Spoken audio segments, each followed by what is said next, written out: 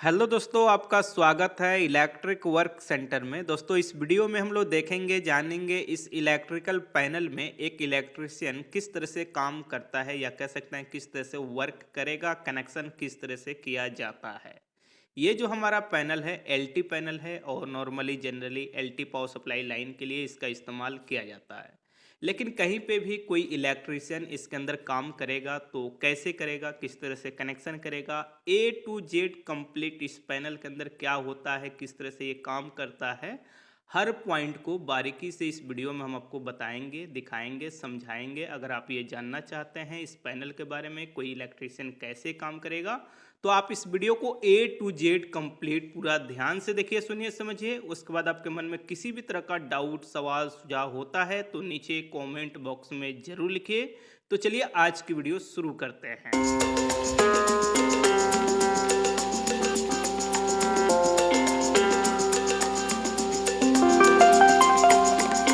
इसके अंदर electrical work हमें करना है, तो किसी भी इलेक्ट्रिशियन को इस तरह के पैनल के अंदर काम करना होता है तो इसके अंदर बहुत सारे वायरिंग होते हैं। चाहे हमारा ऑटोमेटिक चेंजेबल स्विच हो या स्विच गियर हो या एमसीबी हो या कॉन्टेक्टर हो या बसवार लाइन हो, तो इसके अंदर ये जरूरी नहीं है कि ये जितने वायरिंग है कहीं पे अगर इस पैनल को लगाया जा रहा है तो वहां पे उस इलेक्ट्रिशियन को इसकी वायरिंग करने की जरूरत होती है। ऐसा बिल्कुल नहीं, क्योंकि जहां पे ये पैनल बनता है वहीं पे लॉजिक सिस्टम यानी जरूरत के अनुसार इसके अंदर जो भी सामान है वो लगाए जाते हैं और इन सब का कनेक्शन वहीं पे कर दिया जाता है। लेकिन जब भी इस पैनल को लगाया जाता है वहां पे इलेक्ट्रिशियन का काम क्या होता है, सिर्फ इनपुट और आउटपुट पावर सप्लाई लाइन का जो भी है कनेक्शन करना। जैसे ये हमारा साइड में जो है ना, इस साइड ये पैनल के एक साइड, जैसे इस साइड आ रहे हैं तो इस साइड ये हमारा यहाँ पे इनपुट आउटपुट का रहता है कनेक्शन करने के लिए। पर इस पैनल के अंदर इस साइड का टोटल पार्ट आउटपुट है, ब्रांच है, यानी जो भी यहाँ से आउटपुट होगा, चाहे वो डीबी के लिए हो, छोटे डीबी या छोटे पैनल, यानी इस पैनल से पावर उसका कम रहता है। एग्जांपल, यहाँ पे बहुत सारे एमसीबी बॉक्स हैं, एमसीबी डीबी हैं, तो इन सब का यहाँ से हमारा इस पैनल से आउटपुट गया है, इसके अंदर कनेक्शन हुआ है। जैसे इसके अंदर केबल है तो ये सब 3 फेज के डीबी हैं और इसके अंदर हमारा जो केबल है वो 3 फेज का है, यानी 3 फेज और एक न्यूट्रल। तो इसका जैसे यहाँ पे आया है तो यहाँ पे कनेक्शन हुआ है, जैसे आप देख रहे हैं। तो इसके अंदर आपका क्या है, 3 फेज एक न्यूट्रल। जैसे एग्जांपल यहाँ पे देखेंगे तो ब्लैक हमारा क्या हुआ, ये न्यूट्रल हो गया, ये BYR ये 3 फेज हो गया, उसी तरह से ये हो गया, उसी तरह से ये हो गया। तो इसके अंदर सिर्फ हमारा क्या होता है, आउटपुट कनेक्शन किया जाता है। जैसे यहाँ पे ये हुआ है, ये सिंगल फेज के लिए है, तो जरूरत के अनुसार कितना आपको आउटपुट चाहिए, कितना आपका केबल है, कितना यहाँ से लोड चल रहा है, उसके अनुसार ये रहता है। यहाँ पे आप देखेंगे तो कुछ केबल का कनेक्शन नहीं हुआ है, क्योंकि ये केबल जहाँ पे जा रहा है वहाँ पे वर्क कंप्लीट नहीं है, और वहाँ पे जब ये जाएगा तो यहाँ पे भी सेम वही चीज है। ये आपका यहाँ पे एक ब्लैक न्यूट्रल, ये आपका 3 फेज हो गया, उसी तरह से ये 3 फेज हो गया और एक न्यूट्रल हो गया। अब इसके अंदर इनपुट की बात करते हैं तो बहुत से पैनल के अंदर क्या होता है, इसी साइड आपका इनपुट का भी दे दिया जाता है, पर इसके अंदर आपका जनरेटर सप्लाई यानी डीजी का और गवर्नमेंट मेन पावर सप्लाई का है। तो इसके लिए बिल्कुल सेपरेट यहाँ पे आप देखेंगे तो इसका स्विच गियर लगा हुआ है। जैसे एक ये है, एक ये है। अब यहाँ पे जैसे एग्जांपल इसे हम बंद करते हैं तो इसके अंदर क्या होगा, ये आपका चला जाएगा, लॉक हो जाएगा। जैसे यहाँ पे ये चला गया। अब इसे हम ऑन करते हैं, ऑन करने के बाद ये डोर ओपन नहीं होता है, ठीक है। इसे ऑफ करेंगे तभी होगा। कहीं पे इस तरह से अगर आपको मिल रहा है तो इस बात को ध्यान में रखना है। इसके अंदर आपका 3 फेज का 3 इंडिकेटर है, उसके बाद यहाँ पे ऑन का इंडिकेटर है कि ऑन हो गया है, ये ऑफ रहता है उस समय, ये जलता है कि ऑफ है। ये ट्रिप यानी किसी कारण ट्रिप करेगा, ओवरलोड, शॉर्ट सर्किट, उस कंडीशन में ये इंडिकेटर जलता है। उसी तरह से ये है। तो इसमें आपका यहाँ पे देखेंगे तो क्लियर तरह से लिखा गया है EB इनकमर, यानी आपके जो मेन पावर सप्लाई है वो इनपुट इसके अंदर होगा। यहाँ पे DG इनकमर यानी आपका जो DG का लाइन है वो इसके अंदर आएगा।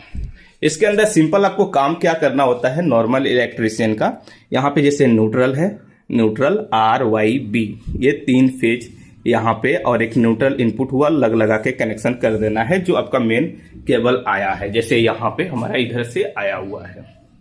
ठीक है, उसी तरह से सेम इसके अंदर आते हैं तो यहाँ पे भी सेम वही चीज है। यहाँ पे पतला केबल है क्योंकि जो DG है वो थोड़ा छोटा है, लोड के अनुसार है, यहाँ पे केबल लगाया गया है। तो इसमें भी आपका एक न्यूट्रल RYB, ये 3 फेज लगा दिया गया है। उसके बाद इसके अंदर बसवार पत्ती यूज किया गया है ये, ताकि ये खराब नहीं हो और हेवी होता है। और इसमें से आया है हमारा यहाँ पे ऑटोमेटिक चेंज ओवर में। इसी तरह से गवर्नमेंट मेन पावर सप्लाई में से आया है ऑटोमेटिक चेंज ओवर स्विच में। और यहाँ पे ये ऑटोमेटिक चेंज ओवर स्विच जो है वो आपका 250 एम्पेयर का है और काफी हेवी है। इसके थ्रू आप मैनुअली भी चेंज कर सकते हैं, लेकिन इसके लिए सबसे पहले यहाँ पे कुछ कंडीशन है, लॉक करना होता है, या इसके अंदर जो आपका की यानी चाबी आता है, इससे आप ऑटो पे और मैनुअल दोनों पे आप सेट कर सकते हैं। जब ऑटो पे कर देंगे तो ऑटोमेटिक ये चेंज होगा, लेकिन अगर इसे मैनुअल पे कर देते हैं तो मैनुअल आप यहां से ऑन ऑफ कर सकते हैं, कभी अगर आपका ऑटोमेटिक नहीं काम कर रहा है या किसी भी कंडीशन में। इसलिए ऑटोमेटिक चेंज ओवर स्विच ये हो गया।